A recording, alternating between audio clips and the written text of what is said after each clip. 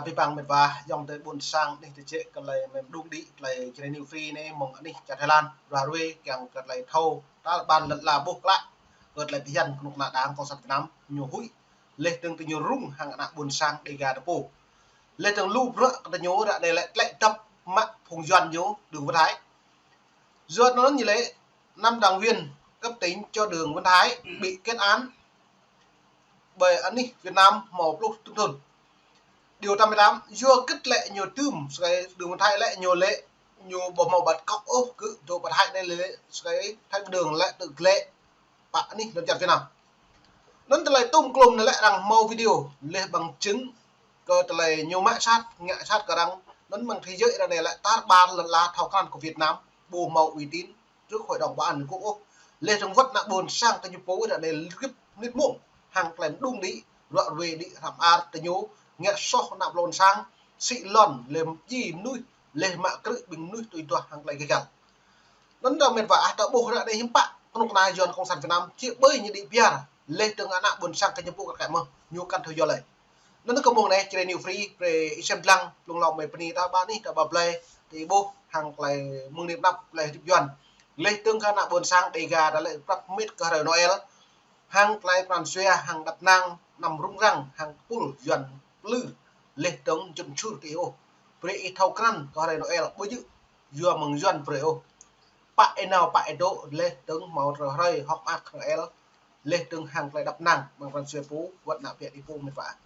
nên lọc có mấy càng pre xem lăng miệng cất lại đội rê mày mạng đài quê qua hàng lại lấy đường Văn Thái cất lấy rằng chi tiết cả đáng con sản Việt Nam làm plư nuôi buồn khùng nên mình vào như vậy thêm xem lăng này tài liệu cho blogger Đường Văn Thái, người bị Việt Nam kết án 12 năm tù hồi cuối tháng 10, theo bản án vừa được Dự án 88 công bố. Ông Thái, cựu nhà báo và là một nhà bất đồng chính kiến, được cho là đã bị Việt Nam bắt cóc đưa về nước xét xử khi ông đang tị nạn ở Thái Lan. Ông bị tuyên án trong một phiên xử kín ở Hà Nội hôm 30 tháng 10 với tội danh tuyên truyền chống nhà nước, trong vụ án mà ông bị cho là người cầm đầu cùng với 7 bị cáo khác. Luật sư của ông nói với VOA hôm 30 tháng 10 rằng phiên tòa được xử kín vì vụ án có liên quan tới một số vấn đề nội bộ của một số cán bộ cấp cao. Các bản tin trong nước lúc đó nói ông Thái bị tuyên phạt 1 năm tù và 3 năm quản chế, trong khi các bị cáo còn lại từ 30 tháng tới 5 năm rưỡi tù giam, nhưng không cho biết. Rồi bố là tuy bằng pro nhiều ca bố màu ô nhiều lệ tự rong sạt thôn núi lệ từng màu phát lệ từng ăn treo màu lao thôn xong như tôi nhiều màu mạ đấy bạn là bố nhiều màu mạ lại nhiều hạt lúc thùng lúc cho thôn nó một pha đây là mất là lộc đấy quỳnh buồn đáp từng nhiều plư đính trong cái chặt thái lệ từng plư hội đồng bảo an quốc lệ bố màu nghĩa sát úc lệ từng chụp rê lệ quỳnh lệ pla hàng lại đập nặng đột như vậy xong trở lại nó như bạn bình quân mở rộng buồn cung rằng lại tới nhủ mang cái hấp ý mười một tôi ô bình quân mở rộng lại cái nhủ lên tới nhiều màu đóng dấu liềm ít phát hội đồng an quốc liềm ít phát bình Thái Lan nó lại bộ đuôi bẹc lệ kẹo liềm thiên từ quốc na cộng sản Brazil lên tương bình liên quốc càng mạng rộng càng chịu hơn liềm thiên lần trả bởi lần đột lại dưới này này là đã bổ hiếm bạn lại lu nuôi nào buồn sang đầy gà đã lại tụ băng và dọn mất lên từ những thao can úp dần ngạ nách nhiều căn thabo nó mới dần plư thì nhiều ngạ đằng thabo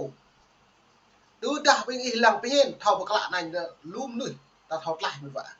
giờ này mới bổ lại là buồn sang là lệ hàng làm plư bằng làm prat bằng pro mát bằng lúng ta bằng lại đi đoạn này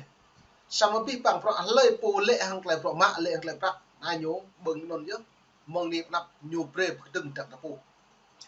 có cả bữa lễ các bạn đi lần chào Việt Nam vất và đồ bát thái vất và mìm sẽ mơ lên đứng doan lại tàu buộc lại thầu hiền nhu bờ máu tồn tại lâu dài úc và đáng công sản Việt Nam lâu đời như sập chứ bây giờ sập nhiều sập lại bị bằng nạ buồn sang cái nhập phủ và cái nhập phủ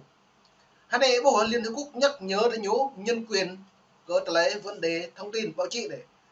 xong hiến bạn như lệ Liên Hợp Quốc nhờ lệ Việt Nam hiện tại như là đang eo hẹp về kinh tế nó cả một đi thực thi cái bộ luật nhân quyền ô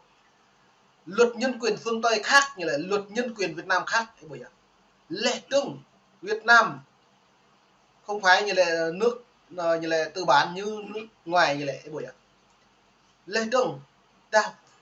chính phủ Hoa Kỳ lên án nhiều vi phạm bộ luật nhân quyền như lệ những bạn can thiệp chuyện nội bộ qua nhau dùm sẽ nó nhiều lệ cho nó nhớ tạo bộ mạng mông 2016 cợt lại thực thi bộ luật nhân quyền là lại rằng bộ một tôn trọng có nhố sĩ nè hàng hóa trầm cái nắm thương mại với WHO thế giới lệ tương hai này đã bộ năng bạc rằng có một cái lệ nhớ dân sách đến lệ kéo dân sách đến rằng pre vi phạm bộ luật như gật mang iski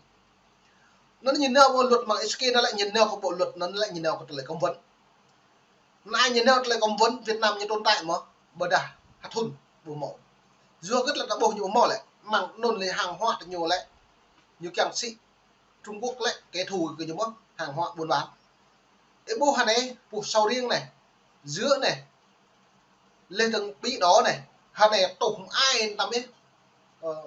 bơi càng như thế bộ màu tổ dùng tổ bơi càng là phát rắc làm sao bộ container lại rằng mạng 50 triệu cái buổi nó hàng này bình người còn buồn hàng này lại khóc than ai làm biết hè trào cả tầm nuôi nọc ná và nhiều ngặt của dụ vấn đề sĩ cha nhau đấy rằng buổi đầu dùng với sĩ cha quốc mông luôn như chung neo tàu tòa đấy bạn lực biết hàng hóa muốn bạn như có viện nó lại có viện một nà tôi đã bộ con nà hai này lại dùng một con tầm dân úc đã bộ biết bằng phận tôi nhập lại dân giàu nước mạnh nên như vậy công chức nhà nước đầy vợ cô dân xong như lại công chức nhà nước đầy vợ cô dân như bây như kêu dân như cái năng thọ ăn bám dân giết dân hại dân cướp dân nó tại bộ người ta cho nên mày tụ bên hiện nay một quy này này ta lên trong loại về cả buồn sang xem lặng hội mày loại về cả bậc cao cả một một vị ít lăng lại tiếp ít mệt vải yang được buồn sang cướp nên muông dần ứng xử đi muông này học tâm em một phê đi màu sau riêng đi như vậy xăm sau riêng đi cà phê đi lọt đi nhẹ này lên nào phía anh ạ luôn này nếu mà Bình Dương đồng này Ả Rập Xê Út sĩ Ả Rập Xê Út đi Bình Dương lui ông lui mộ lui nạ vậy đó lấy ngạn nó lên nó nạ đâm nạ ria ta này đâm chi chẳng yuan này chỉ là kèm ma túy này đó lên đồng lu của bọn còn thuộc lắc nó này một tệ sĩ tệ một lần sĩ lần mị mà bộ bề trong mị mà nạp viện yuan nó là bấm mình cột lô nạp viện là này là những bạn yuan nhà tay nào vì này hàng cứ như tay nào như tay nào lại bằng lời thế đi này như tay nào lại bằng số bao chút này tập năng mỗi số bao chút nó coi ông mộ thì nó mơn mà hai chốt hạt tiêu ở mà cả anh đi kìm cho cụ này bộ đã đom nữa này trên đâu được đom nữa doan hàng tí nó biết này lại rong lưu một lần lưu đom nó lưu lại buồn đom nữa bẹo mà riêng học buồn của máu của lại là một đồng một giòn đồng sao được chưa nó nịch rẽ lên rẽ dần cái này và nó đừng đã là cả một giòn tập thông đông nữa đâu rồi mua đàn về chữ chăn keo to cho nó ta lật này làm nâng bằng họa này nèo e một càn đi chữ một của pro này hả ta nèo bạ mà ta lấy một ta bằng mầm để đừng đã là họ ấy dạ một bông mồi doan nên vào để prực lúc ma đó ta rồi sẽ rồi mua vào y kẹo prực đôi bông màu về sẽ này ra đây em bạn có vào y ngẹo va rồi mua em mạo va ăn nhật lệnh mà tập năng mua được nó cạ bề cả nó bộ cái này chỉ qua mà nó bà mà đây hà bà lòng phích vậy mình thì bỏ cọ cho nên được nục này cả bố leo nó mông ni nó nhiệt sĩ nào bịa được cái bố ấy